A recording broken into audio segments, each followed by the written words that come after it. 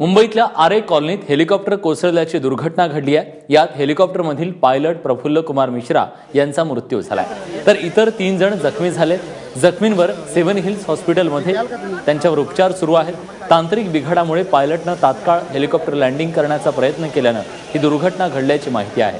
हे helicopter Aman aviation कंपनीच्या मालकीचं असून ही एक जॉयराइड होती।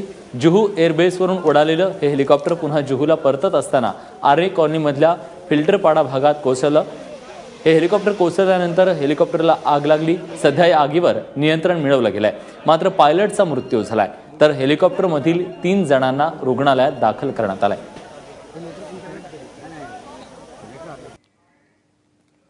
या अपघाताबद्दल पोलिसांनी काय माहिती दिली आहे तीही जाणून घेऊयात।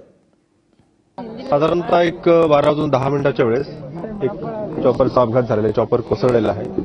त्यामध्ये स्पॉटवरून 4 लोकांना हॉस्पिटलला हलवण्यात आलेलं आहे। त्यातील एका व्यक्तीची मृत्यू झाल्याची माहिती मिळते। बाकीच्यांवर त्या ठिकाणी सेवन हॉस्पिटलला उपचार चालू आहेत। काय नाव होते नावं त्यांची हॉस्पिटलवरूनच कळतील, पण हे एक साधारणतः 12:15ची घटना आहे। पुढील तपास आपण करत आहोत। त्यामध्ये आणखी बाकी जखमीवर उपचार सुरू आहेत हॉस्पिटल। हे हेलिकॉप्टर कोसळल्यानंतर जखमींना बाहेर काढण्यासाठी अनेक जण पुढे आले। त्या सगळ्यांचे जे प्रत्यक्षदर्शी होते त्या सगळ्यांनी काय माहिती दिली आहे ती जाणून घेऊया।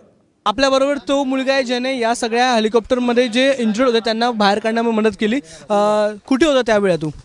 हम लोग इकड़े क्रिकेट खेल रहे थे, तो मतलब कंट्रोल के बाहर हो गया था ये, तो हम लोग को लगा ट्रेनिंग का करके चले जाएंगे वापस। तो गिरने के जैसी आवाज़ है हम लोग को, तो वैसी धुआं निकला और आग लगी उसमें।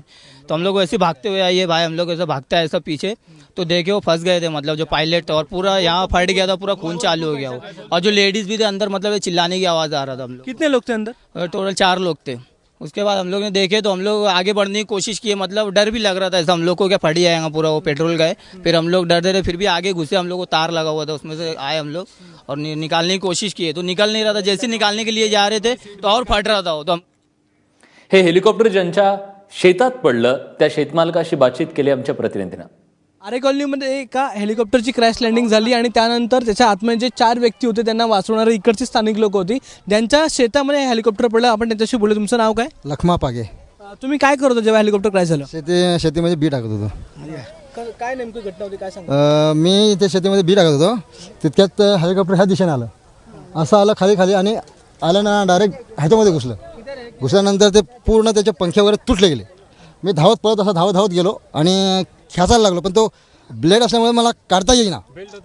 तर पहिला लेडीजला खेचून बघितलं, तिला पण खेचता आलं नाही। जेंट्सला बघितलं, तिला पण खेचता आलं नाही। नंतर ते तिथून आग लागली, धूर निघायला लागला। मग माझ्याकडे बालदी होती, त्या बालदीने पाणी घेतलं आणि मारायला लागलो।